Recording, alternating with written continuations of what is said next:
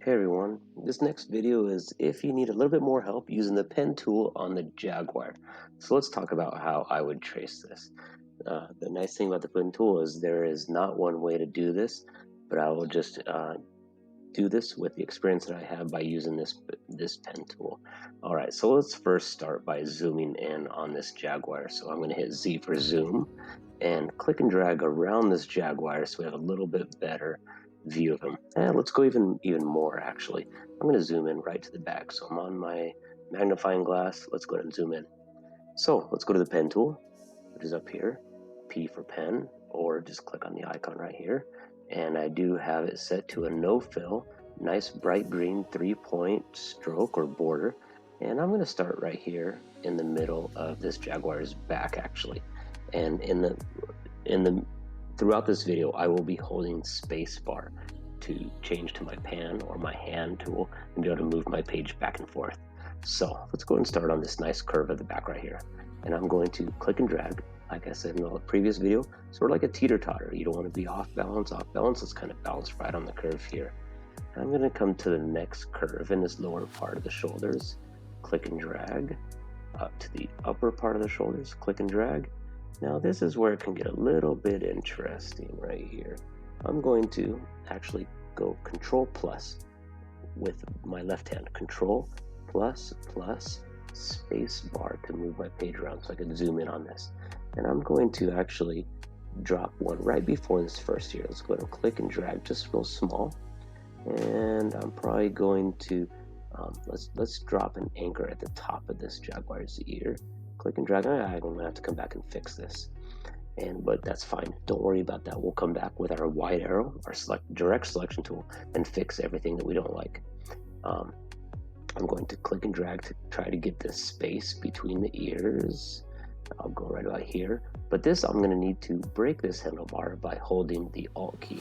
So hold Alt so I can break this handlebar up towards this ear and come around this side to the front of the ear. Click and drag. Okay, not bad.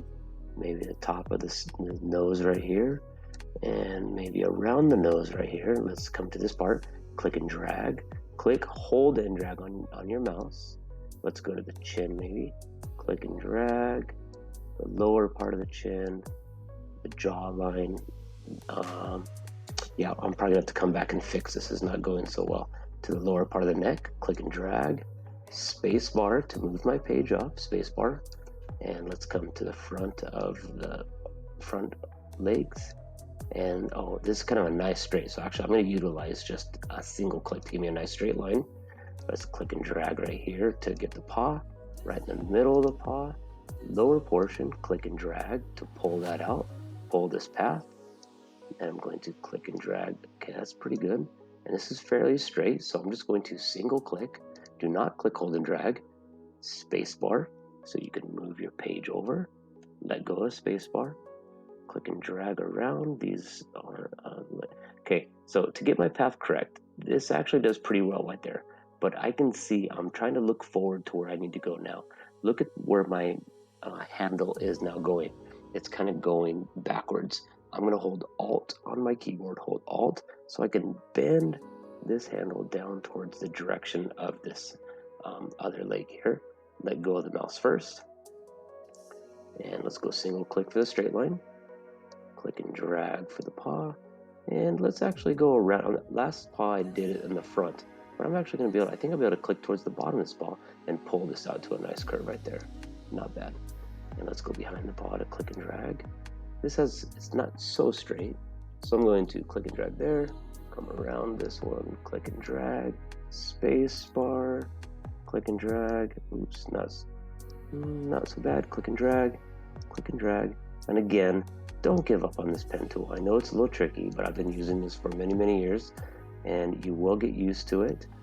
And especially, hopefully you all have a mouse. If you're trying to do this on the trackpad or the touchpad of your Chromebook, this is not going to be easy. Okay, so we need to do a hard corner right here. So here's my handlebar. I got this curve close, but I'm going to need to hold Alt on my keyboard. So if you're using the touchpad, you're having to use like multiple fingers on your left hand it's just going to get really tricky here if you don't have a mouse that you can plug in, you know, to a USB port somewhere. So let's go ahead and hold Alt on my keyboard. I can break this handlebar, bring it back down, and next thing I'm going to hold Spacebar. Let's move my page over and come across to this knee, come down to the lower paw here, to the front of the paw. Okay, this is not going very good, but again, don't worry about this. We'll come back with our white arrow later and fix all of this up, okay? So I'm going to click and drag, Spacebar. Okay, good. Again, I'm going to get that curve correct.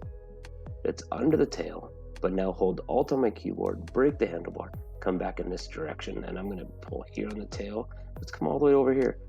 You want to use the least number of anchors. The more anchors you have, it's going to be very choppy and clunky.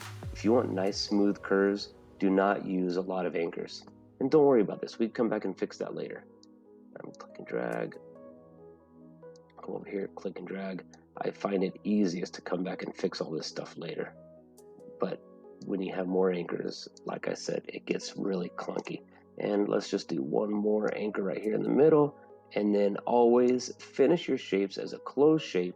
The pen tool icon adds a little 0 right there. Boom. We now have a closed shape. So let's go Control minus minus. There is our shape. Now, if we want to edit this, what we're going to need to do is come back with our white arrow, which is in Gravit is D on your keyboard. In Illustrator is white arrow A. So here's your white arrow, which Subselect, which is D.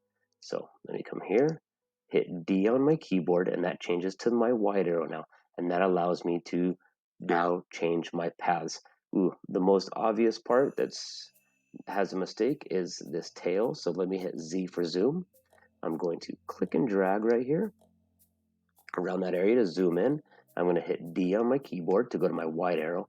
And let's work on this. I'm going to click on this anchor first. And I probably need to drag this back right there. There we go. And click on this anchor. And I'm going to need to drag this handlebar down, this one down, and this handlebar up.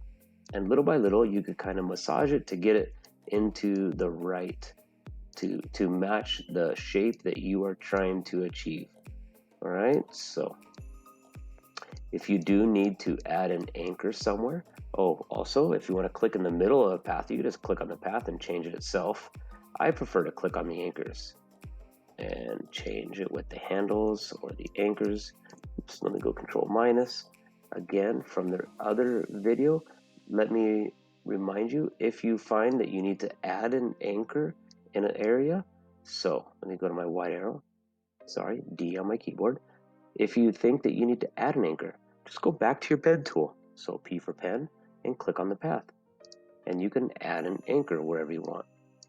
If you realize that you have too many, oh my gosh, Control Z, let's do this. Let me go to my white arrow D. If you realize, nope, I want to get rid of that anchor, you click on this anchor, then just hit backspace or delete, and it will get rid of it.